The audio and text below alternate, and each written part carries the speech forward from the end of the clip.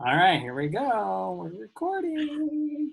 Here we are. Here we are. So I wanted to take some time out and I want to do a presentation. And if you're watching, this is an understanding of fear and a pathway to peace. And what I mean by that is that when you understand something newly, it creates an awareness level that wasn't there before. And I've really transformed a lot of the fears in my life by just stepping into a lot of different fears. And some of the information I'm going to share tonight, and I'm going to have a fun little discussion and chat with my friend Angela. And Hi. she's just going to be her. She's going to ask some questions, like if you're watching, and we're just going to have a fun conversation about fear. And so sit back, grab a cocktail, have a drink, listen to your car, whatever you want to do. But we're going to present, or I'm going to present a presentation on understanding fear and how becoming aware of how it works and what's going on underneath can actually help create more peace in your life. So welcome, Angela. Yay, thank you. Hooray, peace. Hooray, conquering fear. Yay. So Angela's going to ask questions, and I'm just going to kind of jump into it and start sharing my screen. And let's see here. All right, can you see that all right? Yeah. All right, I'm going to move my little Just have to thing decide down. where your face is going to be. That's all. Well, Okay. what did you say? I just have to decide where your face is going to be. So I'm addressing like the side of the computer because your face is over there. Okay, cool. Okay, just a minute, moving things around here. All right, can you see the bottom of that? Nope. There we go. Okay, That cool. one. So let's just jump into it. So what is fear, right? So the definition of fear is it's an unpleasant, often strong emotion caused by an anticipation or awareness of danger, right? And I'm going to get into what that is further, but that's the basic definition. It's that feeling we have that when something shows up and we know we should probably take a pause, or maybe something bad might happen, or perceived bad thing might happen. Um, Angela, what's your definition of fear? What do you think it is for you? Ooh, I'm glad you asked because I was about to chime in that my 10 years of Buddhist study at one period of my spiritual journey, um, Buddhism would call fear ill will towards the future. I like that. I like that. Or Yeah. an unknown ill will towards an unknown future that, and this is me adding it now, like an ill will towards an unknown future that you assume is going to be negative. Yeah, I think that's right. And there's going to be a lot of different angles and stories that come up through this, right? Yes. So that's the definition of fear. Mm-hmm. And so let's get into the purpose of fear, right? And I'm just going to read this off. The purpose of fear is to get us to act or take no action in response to perceived real threat of some kind, or perceived threat, right? It can keep us safe. It can hold us back. It can motivate us, and it can also, immobilize us and have us lock up and not take any action. Mm-hmm. Um, and this, like, I just want to share my story a little bit.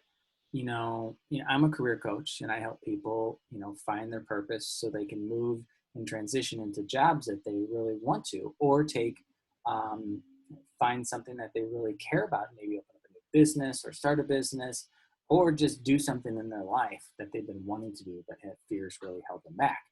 And there's a whole lot of reasons for everybody, right? Everybody's a little different. And my story was that I was stuck in a job. Actually, wasn't stuck. I was stuck in fear. But I made great money, but I really didn't want to be stuck behind the computer all day. And I really learned through my own journey that I was an engineer at the time, but what I've come to discover was not only was I not happy, but I wasn't really being with people, and I'm a people person. And so I didn't realize it. I made a turn for money early in my career, and that took me down an analytical route. And for a people person that fills their heart, being behind the computer and being an engineer is really, just kills the soul. But I was stuck in this fear of I can't make a move because I'm making really good money. I was actually living where you are now in Austin, Texas, when all this happened. And I was just really unsure, not confident. And I actually had a coach call me out, and she goes, I can tell you're using your big paycheck to impress people. Mm-hmm. You're not a very confident person. And that started me in my journey. And that's was my very beginning of me becoming a coach and me starting my own business. And it's been several years since then, and I've learned a lot about myself, had a lot of struggles, but I've also been able to help a lot of people too understand what's going on for them, and that's helped them create breakthroughs in their life about things they care about. And that's really where some of this passion comes from, is because when someone gets to do something or create a new relationship or mend a relationship, or go for that job or do something different that they've always wanted to, and then they share that with you, and there's no other better feeling. It's like they got to beat themselves. And, Right on. So what about, what do you think or the purpose for fear for you is? For me, well, I mean, when I think about the purpose of fear, I think about evolution and how, I mean, I know that maybe jumping the gun, but how we used to run away from scary things and have to do that all the time. And fear is has a useful purpose if we're actually trying to get away from danger. That's, I would say, the purpose of it. It pumps your adrenaline. If you need to get out of a situation, I mean, there still are scary situations. I'm not saying like all the scary situations are actually over, but it was just more common among our species that we needed to run in order to survive. But if there is a scary situation, fear can functionally, send off the alarm bells and say, whoa, get out of here.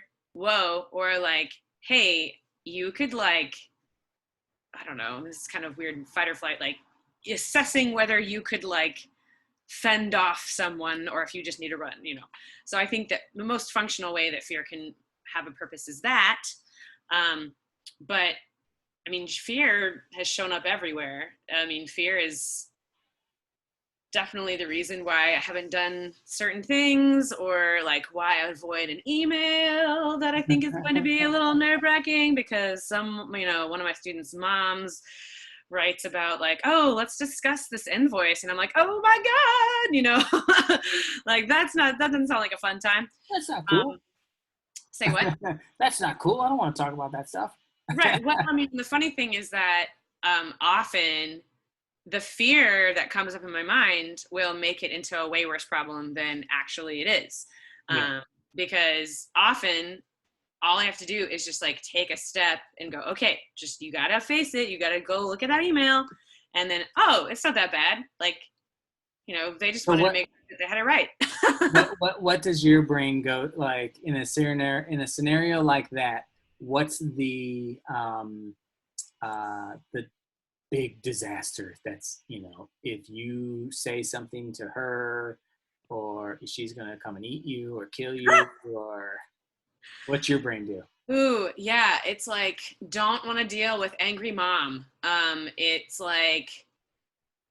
I don't want unpleasant. I don't want to possibly explain myself a bunch of times as to why I did this, or I don't want a whole bunch of homework. I don't want, it's mostly a fear of anger. It's she might get angry or something. Yeah, it's mostly a fear of someone else being mad at me, and me being in trouble. Someone got in trouble as a little kid, didn't they? Say what? Said someone probably got in trouble as a little kid, huh? No, actually, my fear of getting in trouble kept me out of trouble. Okay, gotcha, Yeah. gotcha, gotcha. I was a little Um, too good. okay, Some gotcha. might say. I don't know. Yeah, so I mean, for everybody, there is that purpose there. And I'm gonna jump back in here or move to the next section here. Um, but I mean, that's just an example from you of like, it holds you back, you know? Yeah. Like if you didn't have that, you'd probably just respond in a nice way or something, and just be like, hey, what's going on? I'm not sure what's happening. Or, just like trying to get to the root of the issue on their side, right?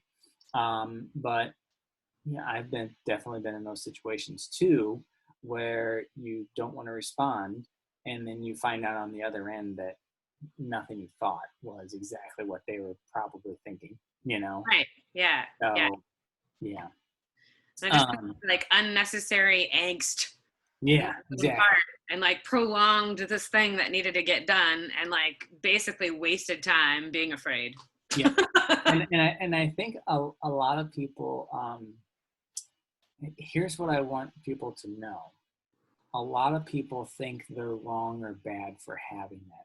What's wrong with me? Why can't I just respond? What's wrong with me? Why can't I just pick up the phone and call them? What's wrong with me? What's wrong with me? What's wrong with me? There's nothing wrong with you. Right. You just have a normal condition called being human. Right. And when you understand fear, you can then become present to, oh, maybe fear's running the show. Oh, if you know that, then you can start taking actions of like, maybe I should meditate, maybe I should do some breathing exercises, maybe I should do some prayer work or something along those lines. Hmm. Um, but yeah, we're going to get into that in a little bit. Right. But I want to jump into how does fear work? And, this is, I cut my brain open and this is what it looks like. So it's pretty, Very it, simplified. it's very simplified, very simple guy. There's no blood or anything like that. The doctors real in amazement. They're like, wow, you look like a pitcher, you know? um, so how does fear work? Like, so I'm going to describe the general process. So let's imagine, Angela, you are sitting at home and someone starts banging on your window, right? Uh-oh. But you don't know someone's banging on your window. All you hear is like the window, you know? And so your brain is going to start receiving messages from your ears and your eyes. Something's happening, right? Hmm. Something's going on. And that's going to send, your senses are going to send messages to your your prefrontal cortex. I'm not a doctor. And then your hippocampus, your amygdala, that's the lizard part of your brain. Um, Sorry, I just had a thought of a little Like lizard. back here, like, Yeah, that's if you ever hear that little tingly, that's the lizard licking the back of your head. That's what that is. okay. That's technical. Um, Good but to anyways, know.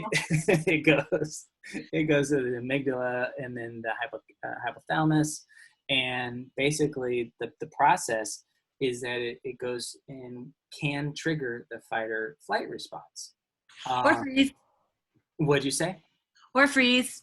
Or freeze. Yes, exactly. Um, and so that's the process inside of it. And what really might be happening is it could be, a bird on the other side that flew into your window, and Mm. you're about ready to jump and call 911, or get ready to grab your gun and shoot through the One of those. window and save your life, right?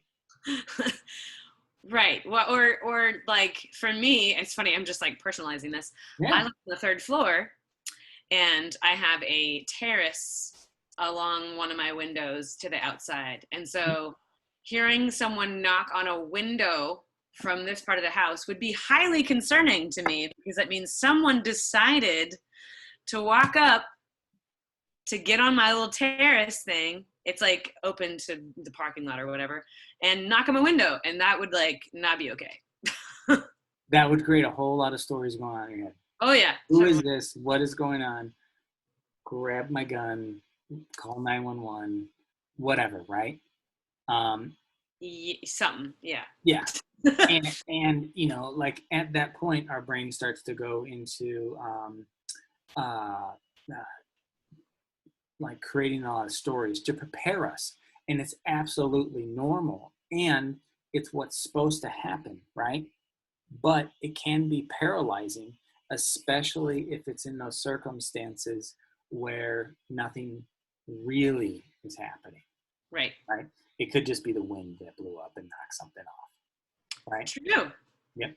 And the point of the this whole thing is so people understand this. But I do also want people to know there's no like fix to this. It's just like once you understand it, then you can be aware and calm yourself, to prepare, ready.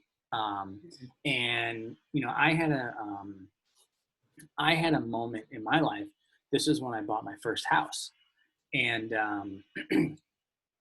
it was the day I was moving in, and I got carjacked when I was literally moving my stuff into the What?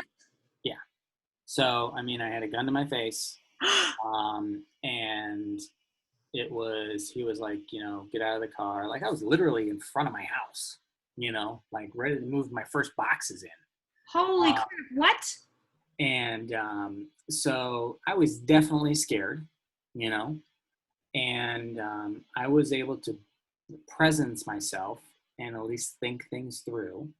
And what ended up happening was um, I got out of the car. He wanted me to get back in the car, and I said no. But right before that moment, I had my dog with me, and my dog was a boxer, but she kind of, she had pointy ears, and she could be perceived as looking aggressive, but only with her tongue. She was just a Mm. Yeah. and so he was like, "Is she gonna bite me?" And I was like, "I don't know. She might, you know." And so I just kind of made that up. Uh, Ha! but it got her out of the car, and I was able to presence myself. And it's funny what happens like when I was definitely in fight or flight. Like I was ready to run, and I was able to be conscious enough that I diverted his attention, and I said, "Hey, someone's watching from the window." And he looked over there, and as soon as he looked, I bolted, and I ran right around the corner, like I was right around the corner, and I ran right into the nursing home that was right next door, and called 911 and stuff like that. Uh, and so nothing ended up happening. He got my wallet. He tried to steal the car, but he couldn't figure out how to park it or drive it. And but so that can be like a post-traumatic stress thing, that Yeah, happens. absolutely. And I actually end up going through therapy for a few weeks and using a procedure called EMDR, uh, rapid eye movement. Eye movement. I forget what it's the exact name of it, I but forget. it can help people in those circumstances if they do have a traumatic fear, where it helps retrain the brain around that situation. I don't know the science of it, Mm. but it did really impact me and help reduce my stress around moving into a new place and not, getting freaked out. And it was really a great process to go through. So if anyone's ever been through something like that, and you're still dealing with that post-traumatic stress, there are procedures out there that can help you with this. That's not at the point of this presentation to teach you that, but just letting people know that, it's called EMDR. So Other things too. okay. There's a bunch of other things too. Yeah. Therapy. Therapy is good. Shocking. Actually, that's a great point, because if you can be conscious enough to just share, "Oh my God, I'm scared," that gets a lot of energy out, and that just brings it to your conscious level. And then you can be like, "Oh, I'm scared. Oh, what am I scared about?" And then your brain will do its normal process to try to figure things out. And it's really cool. So yeah, so that's basically, the general process. And then if it's nothing that's going on, your brain will then go, "Oh, okay, it was just wind," and you don't have to do that. And then the hormones that get dumped and stuff like that. So let me move on to the next slide here. So fear versus danger. So we are exiting the toilet paper pandemic. Mm, So exiting though, maybe. I don't know. We're in the midst of it. We're on the hopefully tail end, right? What did you say? I said, hopefully. Hopefully. So I had an impactful moment when one of my coaches pointed out and said, "Brad, you know the difference between fear and danger." And my smart ass was probably like, "Yeah, I know," but I really wasn't. I really wasn't present to like the difference. And so fear is the story that our brains create, but it feels real. It feels like something's going to happen. It immobilizes or it makes us do things that we may not want to, or pushes us in a direction that we're not sure of, or it pushes us in a direction of a safety when we really want to go towards something that is outside of our comfort zone, right? Mm-hmm. But danger is that, like, okay, something's likely, very likely to cause harm or injury right now, immediately, and you need to get out, right? So when people are trying to understand fear and how it impacts them, I want them to understand that there's a difference between fear and danger.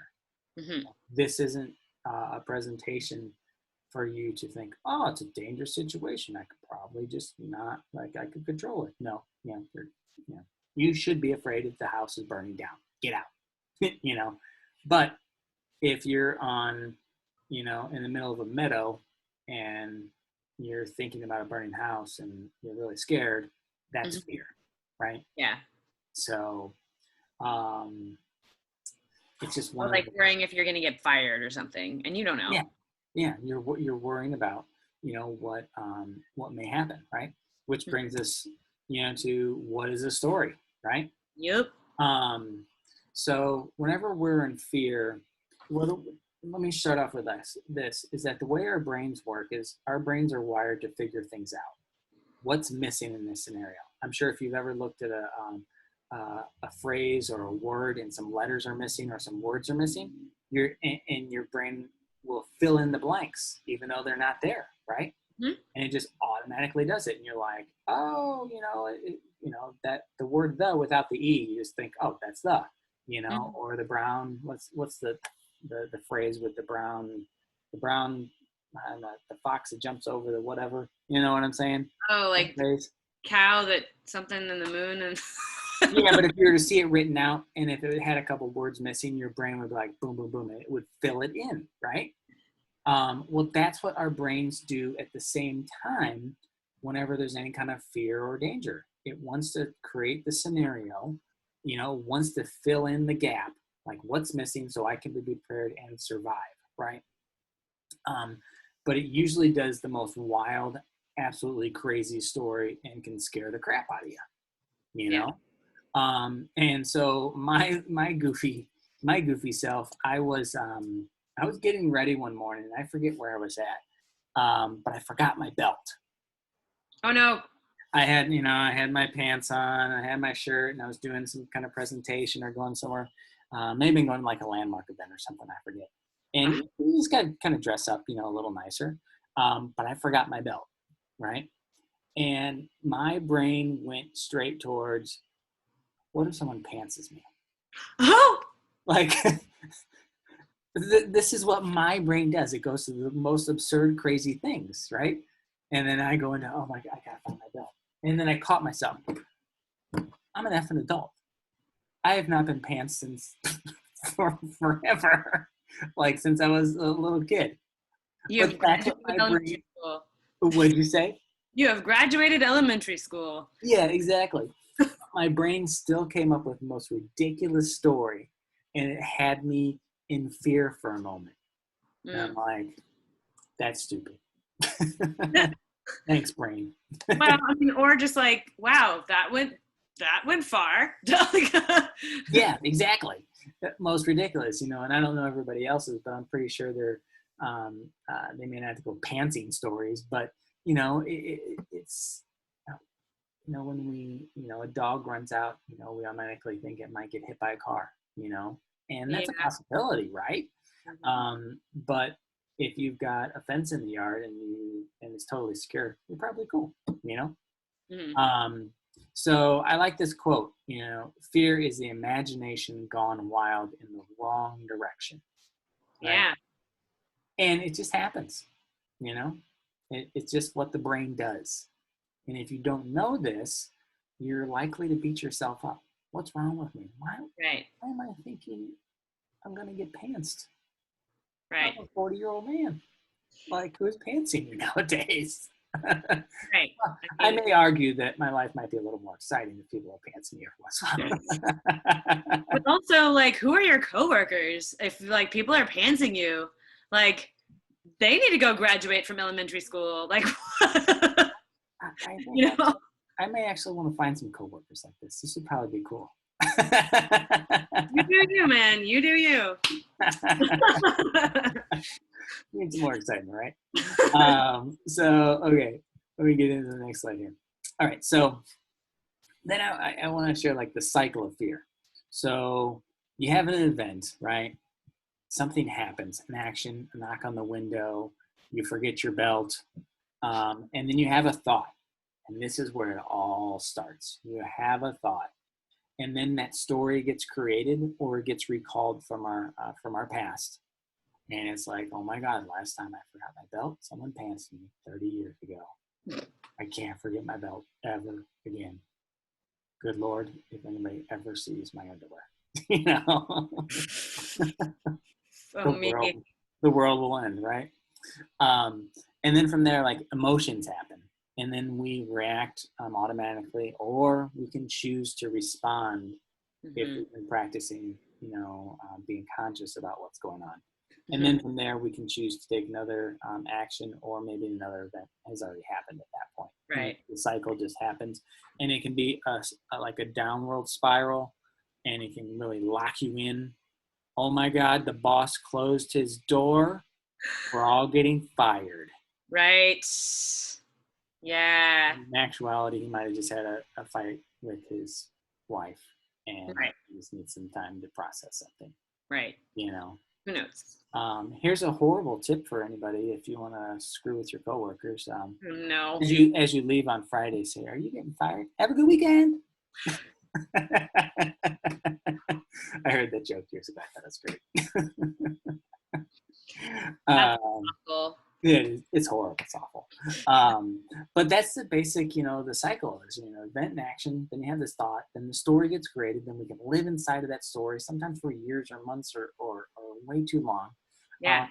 Uh, and if it's a really traumatic event, it can be stored in our bodies. Right. And Yeah. anything that anytime that person or that person goes through something and they have a trigger that brings up, the Yeah. whole thing can be recreated, right? Hmm. And you have the emotions, and then you can choose to react or respond, and just it can continue until you learn to be conscious to stop it. Yeah. And it's one of the hardest things to do in life. Period. Is really being conscious and present to stop it. You know. And if you don't stop it, it will create an even thicker and thicker and thicker filter that you see everything else everything else through. Like it's just you start seeing everything as this fear. Yeah. It's Or everything that looks like it. yeah. We Yeah. could talk about racism, inside of this. Yeah. One person gets, afflicted by a person of color or vice versa. Right. And then everybody inside of that race is now the bad person, you know? Yeah. Yeah. Or, men and women, something, a woman gets Hmm. accosted or raped or something, and then Or all men are bad now. yeah. Or Or they, even less than that. And yeah, yeah, I've definitely heard plenty of women say, "Deafened men," yeah, like, well, and, humans. for me too, like as a little kid, I got rejected by some girls when I was like 6, and that has really had a rejection story Hmm. out of my mind. Yeah. Really helped me back in a lot of circumstances. Oh, I can't go talk to that girl. I'll get rejected. Say that again. I can't go talk to that girl. I'll get Oh yeah. rejected. You know, um, Yeah. and I know a lot of guys have had that similar story. You Hmm. know, of like something happens at a young childhood age, and then boom, you know. Yeah. Yeah. So let's We get think into it's going to keep happening the same way. until you tackle it, you know. Yeah, So yeah, what you resist persists. absolutely. Yeah. All right, get to the next slide here. So this is a quote: "Fear does not stop death; it stops life." Boom! Chakalaka. um, Worrying does not take away troubles. Tomorrow's troubles, it takes away today's peace. I saw this when I was doing research for this, and it just really hit me of like, fear does not stop death. It really just stops life. Yeah, And we all only have so much time here. And one of my, I think, impactful moments is understanding that. And that's brought a lot of peace to my life. Like throughout this whole like COVID situation, hmm I accept death, and not in a morbid way or like in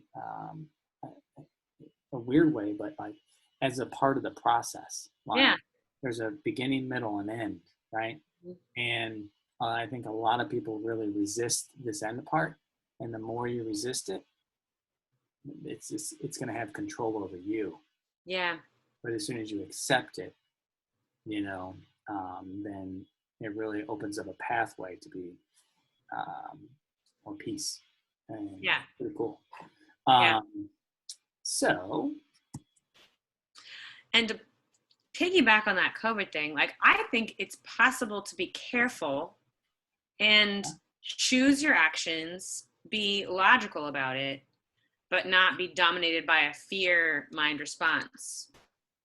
yeah, yeah, exactly. I mean, there are like, that's a conscious choice, and it's also there's a lot of fear that gets generated, with all the COVID stuff, but Mm-hmm. there also is a real danger too, right? Yeah, That's yeah, I think that's what you're sharing right there. yeah. Um, so, which is a perfect segue into the conscious unconscious. Mm-hmm. So, we have our conscious minds, and then we have our unconscious minds. And our unconscious, subconscious it's just running the show. It's automatic, and it's things that you're not aware of, right? It's things that are going on at a subconscious level that are just happening. You see this, and your mind responds. Um, but on the conscious level, it's things that you are aware of. Mm-hmm. And when speaking about fear, and you don't know what's going on, that means it's on the unconscious level. Right. And if you have a goal, or if you have something that you want to get past, you have to bring that from the unconscious to the conscious. And that's the first level. And then you can look at it, kind of like shining a light on the darkness. And then you can look at it from different angles and be like, okay, let me look at this. And okay, that's not a monster under my bed. Say That is just a mouse. We should probably get some mouse traps, even though I don't believe in mouse traps. that again. I said, even though I'm not a big mousetrap guy. Yes. I mean, the ones where they like are in there and then you can go take them out to a field somewhere. Yes, yeah. Those are Um, so here's a fun little goose story for me, of bringing conscious, unconscious. And so this is my embarrassing how dumb I was when I was younger. Aren't we all? Some friends and I, we would go roller skating, rollerblading in some corporate parks near our house. And at this one corporate area, there is, I have those islands in the parking lots, and they can have bushes in them and stuff like that. Mm-hmm. Well, in this particular one, there was a goose, and it was always sitting there, Mm-hmm. and we didn't know what was going on. We were not conscious of what was happening, with this goose, but we were really curious. Like, why isn't this goose moving? And we'd, rollerblade day by day by it, and it would just hiss at us, Oh like, my. why isn't this thing moving? Like, what's going on here, Um, So one day we got real curious, and we were like, see if we can like make this move or figure it out, right? And we were like chucking rocks towards it, not at it. We weren't trying to hit it. Okay, that's good. We were just kind of like, let's kind of like see if we can get it to like move, right? So we did. Nothing happened. And so we decided to go, we're like, let's get real close. And I was the third guy, you know, and we're like, let's get like right up next to it. You're the third guy? I was the third guy. I usually was. And so my two buddies went by, you know, real fast, like, you know, zoom, zoom. And the goose was just really hissing at him, you know. And then I'm just a little, like a couple legs behind. And I go by it and it goes, hey, you know, like hisses at me or whatever. And then I look over and we couldn't see because we weren't close enough any of the times. But I saw a nest. Yep, that makes sense. Absolutely. And then I heard flapping. Oh, no. And then I looked and I had Papa on my back pecking at my head. And goodness. In that moment, I became very conscious of what was going on underneath. You know, Mama was on the nest, and Daddy was protecting. I didn't even know Daddy was around, right? And, so I had a healthy fear of geese for a while. I think you earned that one. Yeah. And now I know why a goose, if it's sitting there and it's not moving, it's probably because it's sitting on its eggs, you know. That was my guess. Yeah. So lesson learned. So the awareness levels. So once you know, well, you have the unconscious, you have automatic responses to something. And then once you become aware of it, you know, like in the goose story, which is really ridiculous, I'm aware that, you know, a goose is sitting on its nest. Now I have an understanding. Now I can have a choice in the matter, right? I can have a choice to choose to go by it and experience that again or not experience that again, or take an action and conquer it, and then have a whole new level of experience inside of awareness, right? But inside of fear, I mean, to bring it to a different like example, like if you're afraid of public speaking, right? Mm-hmm. And you don't know what's really going on, but you know you want to be a speaker, and so you really work hard at it, and then you find out that you're aware that you're afraid what other people will think of you. Yeah. So now you have the awareness of like, oh, I think everybody's afraid of me. And then when you dig into that, and someone asks you a question, well, what did you think of the speaker? Were you judging them the whole time? Were you thinking right. that person? And their most likely response is, no, I was just listening to their story and like, you know, maybe give them some feedback. And then when they have that new level of understanding that everybody in the audience isn't there to judge them, you know, it can create a whole new level of peace and understanding, which then gives them the choice to continue that thought or to take the action of like, oh, well, maybe I'll just get up on stage this time, and then conquer their fear inside of it. And then they can experience themselves as someone who, oh my God, I'm a speaker now. Right on. Cool. You know? I have a question. Yeah. So what would you say the difference between choice and action is? The choice is right before the action. Okay. So choice is I'm standing on a cliff. Uh-oh. And I'm going to jump or not. Okay. And I have the choice too. Like you're aware that you have the choice. Or in the speaker scenario, I have a choice to get up on stage and speak. Okay. So the choice is like the mental and action is the physical. Yeah. The choice is like, you get to say like, I know I'm afraid to do this, but I'm going to choose to do it anyways. But when you're unconscious, you don't even have that choice because you're being run by the fear. Mm-hmm. Yep. Makes sense? Okay. And then once you have that experience, it kind of dissolves that whole old story, And then Mhm. you know yourself as like, oh my God, I'm a speaker now. Oh my God, this is awesome. Right. Yeah. Um, and that happened to me too. Like I did Right Toastmasters for a on. while, and I did some speaking. As part of my landmark journey, I got paid to one of my projects. I became a speaker and got paid to go out to Vegas and tell my chicken story. Pretty cool. You. Yeah.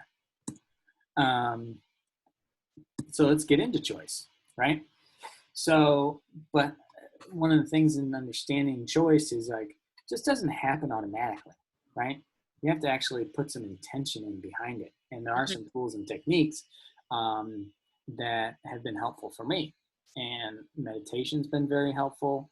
And learning how to meditate creates an awareness of understanding your thoughts, Mhm. what's going on there, and then you can Yep. discern those.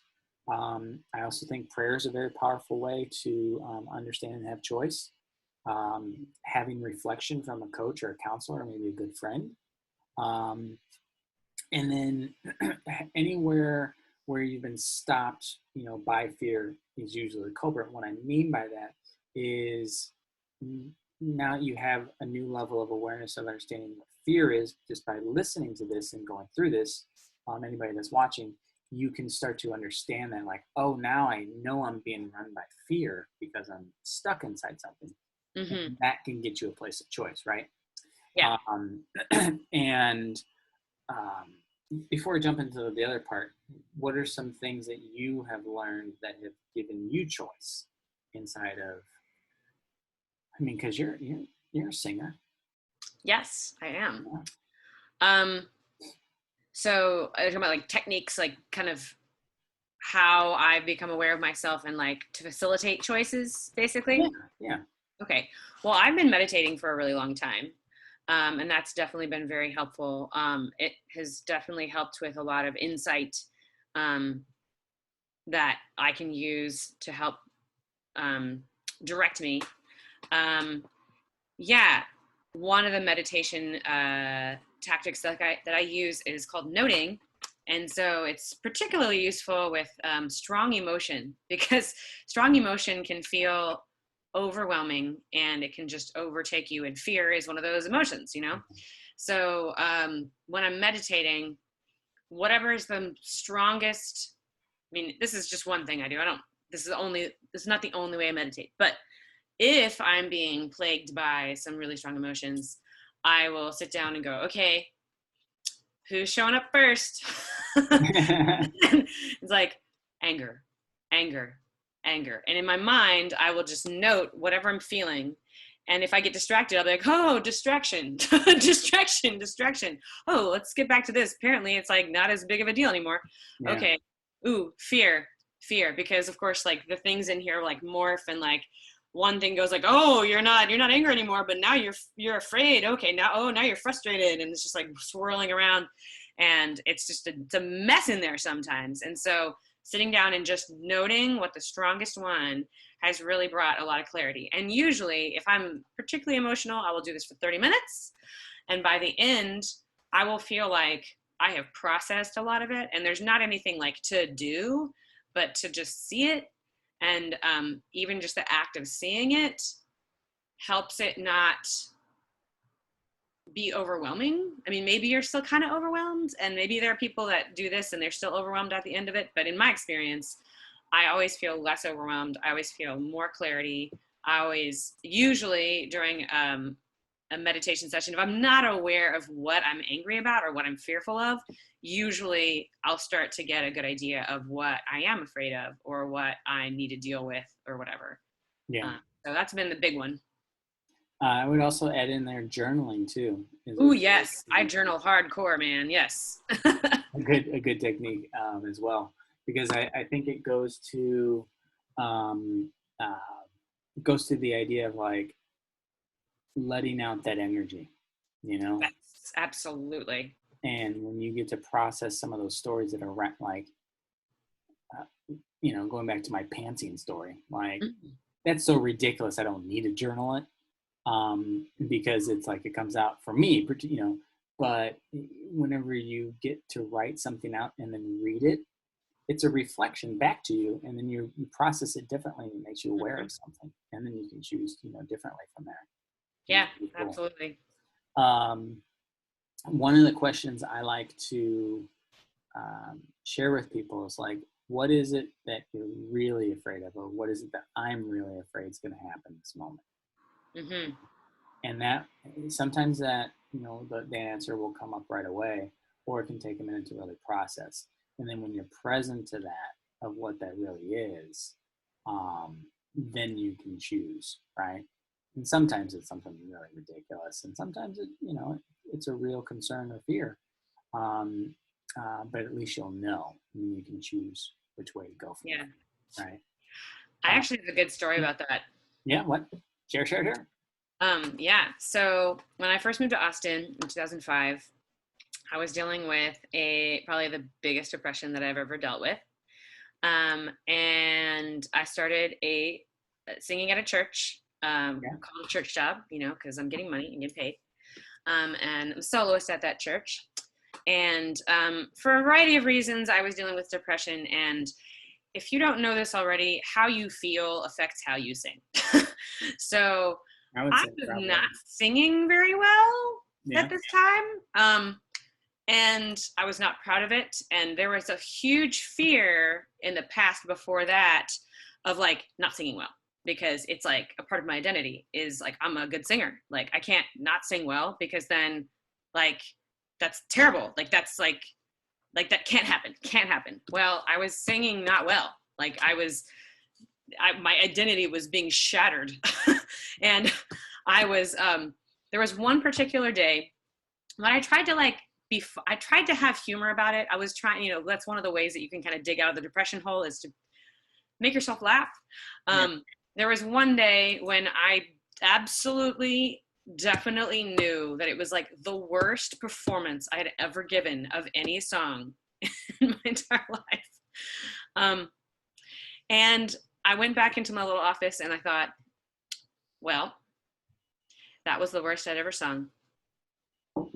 And I suppose I should say also, other times that I'd not sung well, I was like, well, at least it wasn't the worst I'd ever sung. And this particular time I said, well, that was the worst I'd ever sung. But I didn't die. Yeah. Like I didn't die. I don't die from not singing well. Like, if I do my job badly, I just have a bad performance. No one dies. It's nothing bad happens. So I I'm was glad. thinking, God, say what? I said, I'm glad no one dies when you don't sing. Right. That would be a weird universe. That would be strange. And it really, in a weird way, I mean, of course I was still depressed for a while, but like it gave me the freedom from that fear, because I realized I mean, really, I could have been afraid of dying, of not dying, hello, of being fired, but like they liked me enough. Apparently my most terrible performance was still good enough to not get fired, which I'm very thankful for. And anyone who's ever come to that church, hopefully can't remember back to that time, because it was 2005 and it's a long time ago and I sing way better now. Anyway, a little bit of covering my butt. Anyway, but yeah, it like gave me the freedom to know that nothing really, really, really bad happens. Like there can be consequences, but like I'm still here. I'm still singing. Um, the definition of myself doesn't have to be shattered by that. I can get better. I can do various things. So, And yeah, it's all story that you created in your mind. yeah, Like, yeah. I didn't have a lot of control over it at the time, but and I'm willing to bet if you would have interviewed some of the people in the audience, they'd be like, "Oh my God, she was amazing." Yeah. I hope so. I really hope so. Or they might have been like, well, she was kind of quiet. I don't know, or something. I don't know. Who knows? Yeah, our minds like to create all these crazy stories. Yeah. All right, let me get into one of the next slides here. I think we're almost getting out. And I just want to share, like, what the process, once you do have that choice, what that looks like, because it's really cool. And when you want to when you want to go after something in your life that's been holding you back, right? Um, there's a general process of understanding. It's called the hero's journey. And you can see it in almost every movie that's ever been made. Mm, If you look at, rom-com. what'd you say? Unless it's a rom-com. There's usually, they're going to usually step into some fear. True, that's true. I think of Hitch, and Will Smith, he's got to face his fears of dating, even though he's a dating coach. Oh man, I actually haven't seen lots of movies, so It's a good one. I like it. It's a good rom com. If you like Will Smith, yeah. But the hero's journey. So to Harry Potter, Star Wars are good examples to really understand what's going on, like to give you a framework. So the framework is that, we have a call to adventure in our life, a call to face a fear and do something that we've always wanted, but something's been holding us back. But in movies, I'm just going to explain it this way, is that there's this call to adventure. Star Wars happens, and then uh, this is like the known area, but we know or something's going to happen that we're going to have to go transform ourselves or to a new level, right? And this process basically, excuse me, basically goes from, the call to adventure. And then there's a threshold of like, okay, I'm going to do it. And here we go. Right. leaving my And comfort zone. the what? Leaving my comfort zone. Yeah, leaving the comfort zone. And then usually at that point, especially in the movies, there's some sort of mentor or helper that shows up. And I would argue that in life, when we really are going after something, Hmm. if we're present, a mentor will show up. Hmm. And if it doesn't, then ask for one, or go find one. Yeah, you Um, can be proactive too. yep. And then you've got your challenges and temptations of overcoming that fear, or that movie's going through that story. And then there's this big revelation of like really what you're battling, like inside of, that thing. And then you battle it, you overcome it in some form or fashion, or you have a complete failure sometimes too. But you realize you lived through the experience, just like in your, you My know, singing story. yeah, you I was didn't, like, oh wow, I didn't even like really mean to like tell you my hero's journey through singing. yeah. And Perfect. that's a perfect example. Like, and then you're transformed inside of it.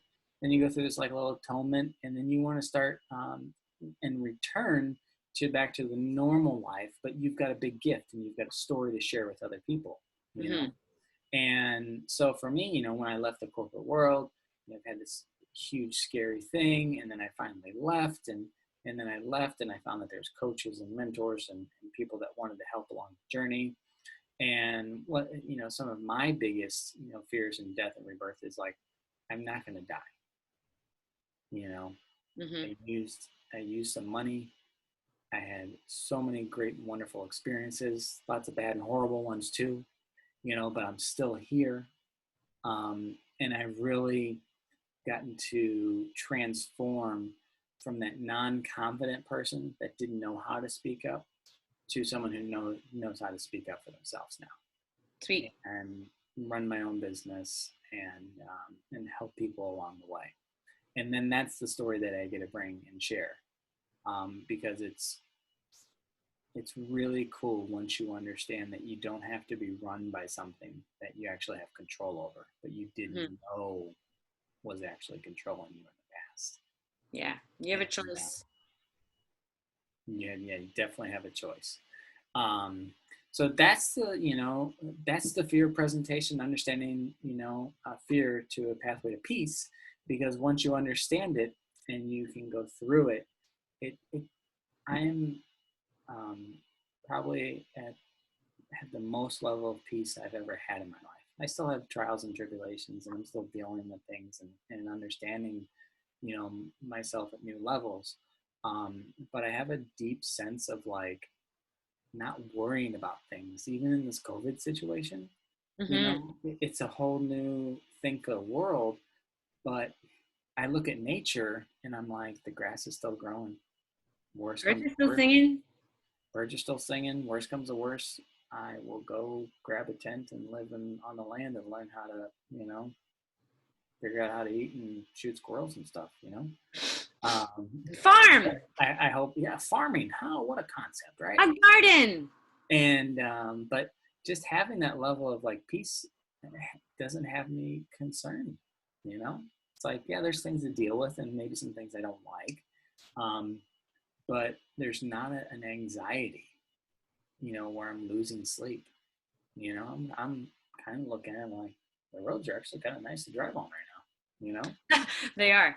You And know, like being home and not like spending money on gas and like cooking a lot. And I mean, there's definitely silver linings to this yeah, situation. And it sucks, I know there's a lot of terrible things. It's terrible that yeah, people are suffering and getting this illness and not being able to work and that sort of thing. I don't want to make any, I don't want to say anything light about any of that. no, But, but yeah, there are definitely silver linings, even when bad things are happening. yeah, I agree. Well, thank you very much for hopping on here with me. I appreciate having the feedback and the interactivity and the questions and the stories and the contribution to it. You're Um, welcome. I hope I hope whoever's watching gets something for themselves and know that if you have something you want to do in your life and there's fear for you, um, you now have a new level of understanding that whatever it is you want, there's a possibility of getting it. And usually on the other side of fear um, is a pretty cool, amazing feeling of like I overcame something and you got something new for yourself. And Absolutely. you get to get the thing that you want. Yeah. Yeah. Win win. Win, win, win. You just All got to feel a few like "Ooh," on the way. That's all. right. All right. Now, how do I stop recording on this thing? Do you know how to stop Well, recording? there's a button somewhere. Where? I don't see I'm it. so scared. I don't know what buttons to push. Can I push your button? Oh, but up on the okay. Well, on the top there's a recording thing that I see up on your desktop. There's a recording thing up there. I don't know if that's where you push or if there's because I'm not. You have a different computer than me. Let me stop sharing. And then, oh, there it is. All right, Okay. everybody. We figured out how to stop recording. I hope you enjoyed the presentation. If you got any questions, feel free to reach out. Have a good day. Thanks, Angela. You're welcome.